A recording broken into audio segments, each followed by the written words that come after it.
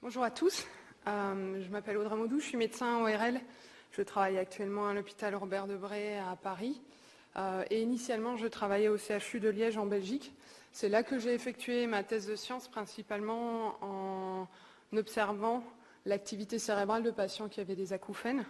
D'où le titre de cet exposé aujourd'hui, qui va permettre de vous présenter un tout petit peu les différentes techniques d'imagerie cérébrale, de les mettre légèrement en rapport avec des études qui ont pu être réalisées chez les patients acouphéniques, mais surtout l'objectif principal, c'est d'essayer de vous donner quelques informations sur les différentes techniques qu'on peut utiliser pour enregistrer l'activité cérébrale, un peu mieux comprendre d'où viennent les observations que l'on recueille dans ces études et vous permettre à l'avenir, lorsque vous allez lire des articles ou recevoir des informations sur l'imagerie cérébrale, un tout petit peu mieux comprendre et être un peu plus à même de critiquer les études qui ont été faites. Au niveau des techniques de neuroimagerie, il y a dans l'absolu deux grands groupes de techniques. Il y a les techniques qui permettent l'étude de l'activité électrique du cerveau. C'est à la fois l'électroencéphalographie mais la magnétoencéphalographie. Et puis il y a les techniques qui vont plutôt se concentrer sur les études et la détection des modifications de l'activité métabolique cérébrale globale, le PET scan un peu plus historique et l'IRM fonctionnel qui depuis quelques années a vraiment pris son envol. Au niveau de l'étude de l'activité électrique du cerveau, donc comme je l'ai dit, une des techniques qu'on peut utiliser, c'est l'électroencéphalographie. Et de manière générale, dans les techniques d'enregistrement électrique d'activité cérébrale, celle avec laquelle on est la plus habitué en pratique clinique et notamment audiologique, c'est les potentiels évoqués auditifs qui nous permettent d'enregistrer l'activité électrique au niveau du tronc cérébral et au niveau cortical liée à la stimulation auditive. Donc techniquement, c'est une même stimulation qu'on présente au sujet, un très grand nombre de fois, ce qui nous permet d'extraire du signal enregistré global de l'activité neuronale le signal qui est émis suite à la stimulation auditive et qui donc représente l'activité cérébrale liée à la perception du son. À la fois les potentiels évoqués précoces au niveau du tronc cérébral qu'on utilise classiquement dans les dépistages auditifs et en pratique clinique courante, mais également les potentiels évoqués tardifs qui vont nous permettre d'enregistrer l'activité liée aux stimuli auditifs qui s'effectuent à un niveau plus distal au niveau cérébral et qui vont plutôt prendre en considération les processus cognitifs de traitement auditif du signal. Alors, comment est-ce qu'on fait quand on fait une électroencéphalographie, quand on fait des études en neuroimagerie, qu'on cherche à comprendre et enregistrer l'activité cérébrale de nos sujets? Eh bien, habituellement, on met un casque sur la tête de nos patients avec plusieurs électrodes qui vont nous permettre d'enregistrer à différents endroits du scalp l'activité neuronale électrique qui se trouve juste en dessous. Et cette activité électrique que l'on va enregistrer, assez brute, pour chacune des électrodes, on va ensuite appliquer une analyse dessus en effectuant une transformation Fourier pour décomposer le signal en différents composants fréquentiels. Ici, sur le schéma, on voit que le tracé du haut a été décomposé en 3 différents tracés correspondant à des fréquences de 1 Hz, 5 Hz et 8 Hz. Et à partir de là, on peut représenter de manière graphique la représentation de ces fréquences et éventuellement y ajouter une composante d'amplitude en ordonnée. L'importance de détecter ces différentes fréquences d'oscillation de notre activité neuronale, d'essayer de les départager et de les analyser de manière indépendante, c'est également parce que cette activité électrique, en fonction de la fréquence d'oscillation des populations de neurones, va nous renseigner sur certains états particuliers de fonctionnement cérébral.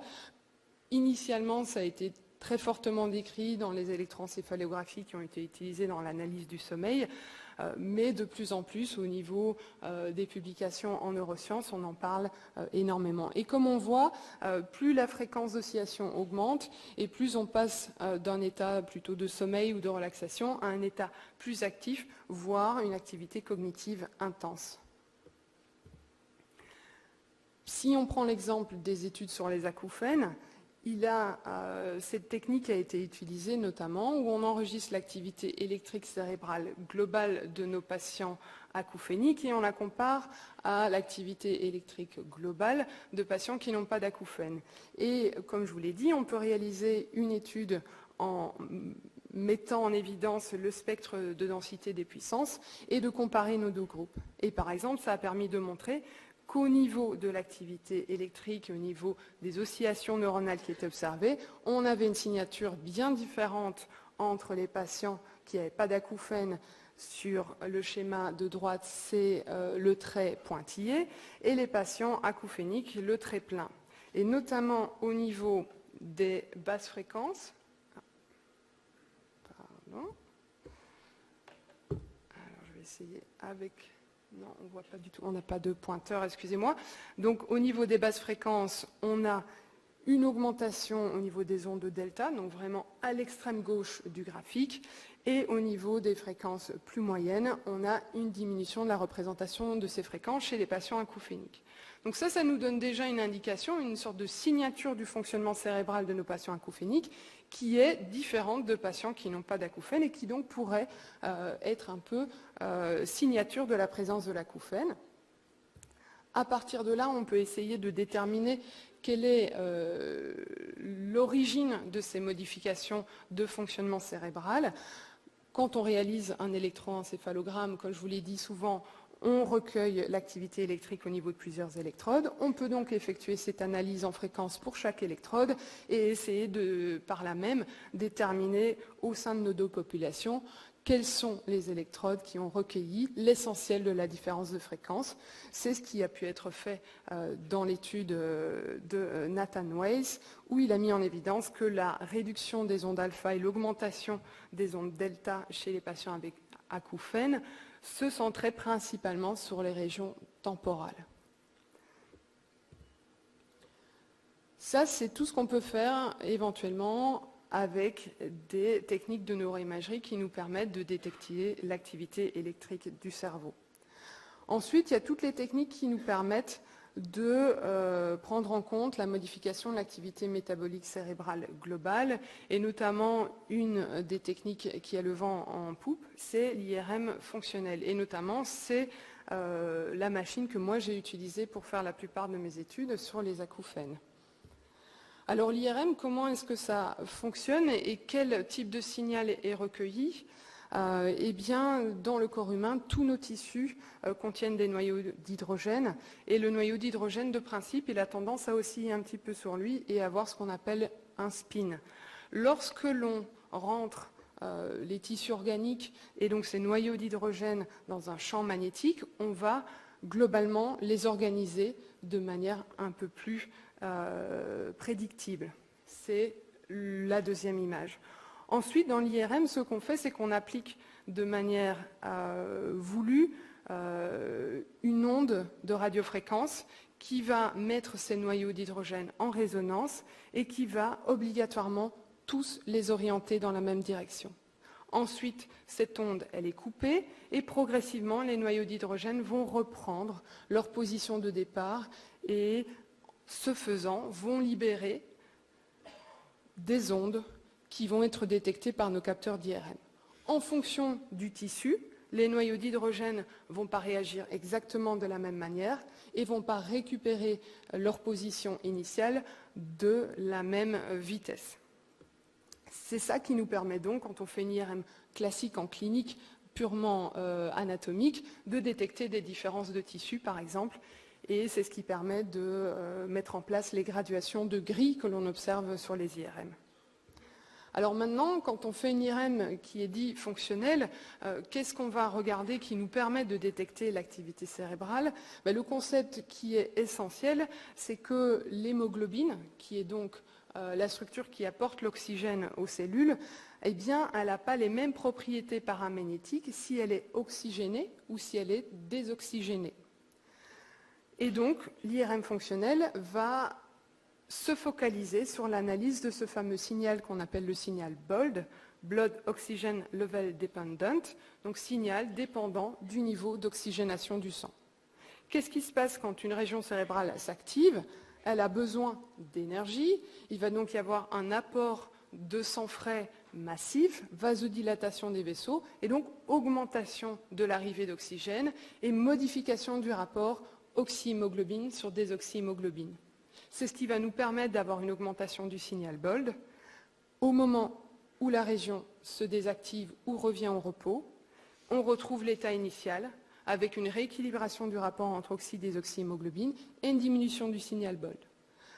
Donc dans l'IRM fonctionnel, ce qu'on analyse, ce fameux signal BOLD, est un paramètre indirect de l'activité cérébrale. Les paradigmes utilisés au départ, c'était des paradigmes plutôt actifs. Qu'est-ce que l'on fait dans une étude en IRM? Si par exemple je suis intéressé à savoir quelles sont les aires cérébrales impliquées dans la vision, je vais introduire mon sujet dans l'IRM, je vais lui demander de manière alternée d'ouvrir et puis de fermer ses yeux. A priori, les aires cérébrales impliquées dans la vision vont avoir leur signal BOLD qui va augmenter quand les sujets ouvrent leurs yeux et diminuer quand les sujets ferment les yeux. Si je compare les images obtenues en conditions yeux ouverts versus les yeux fermés, j'obtiens les régions essentielles à la vision.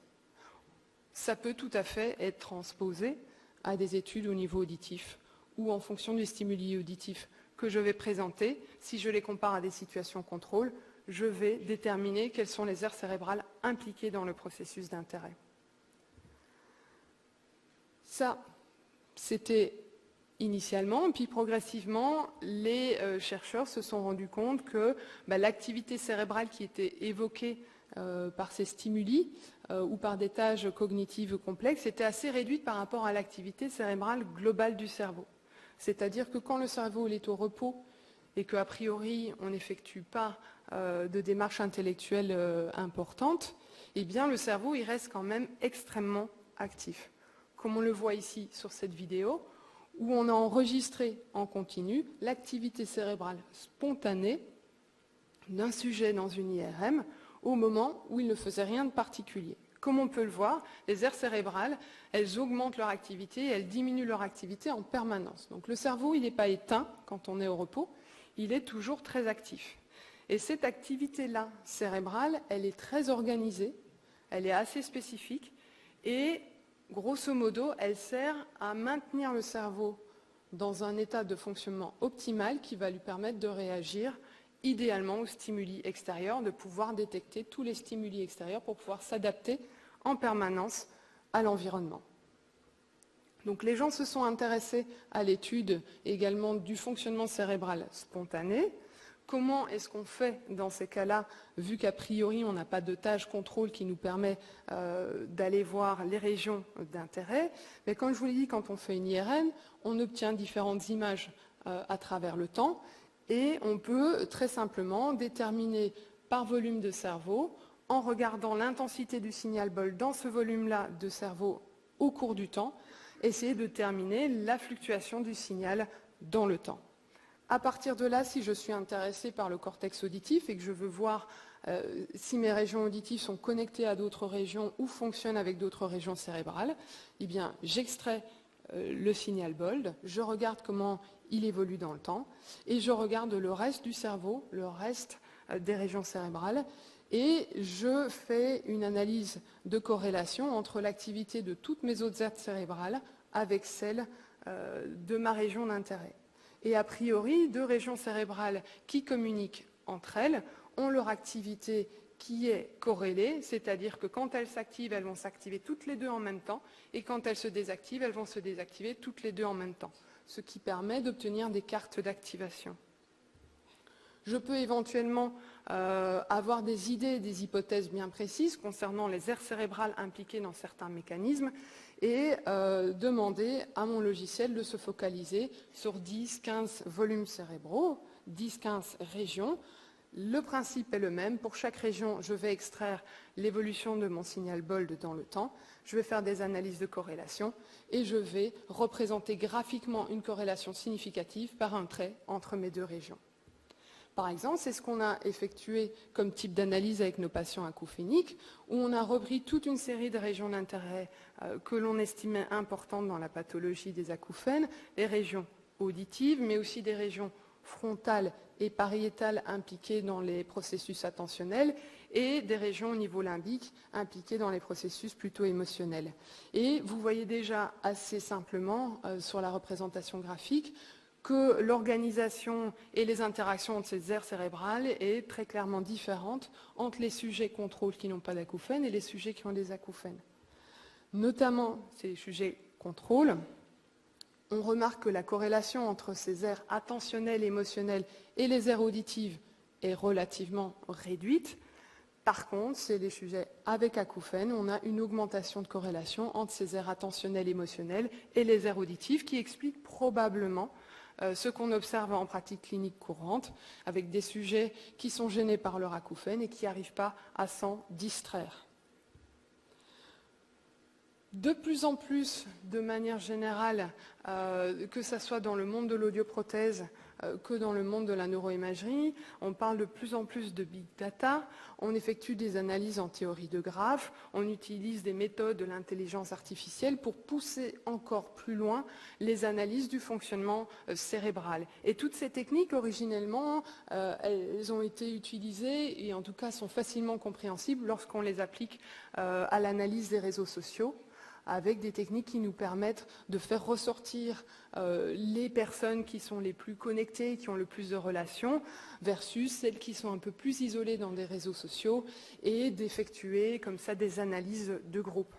Eh bien, pour l'analyse du fonctionnement cérébral, on peut utiliser tout à fait et appliquer et transposer tous ces paramètres d'analyse en effectuant grosso modo, les principes de base au début sont identiques, c'est-à-dire que dans mon cerveau, je vais le diviser en une centaine, un millier de volumes cérébraux. Pour chaque volume, je vais extraire mon activité BOLD et puis je vais effectuer une matrice de corrélation entre tous mes différents volumes.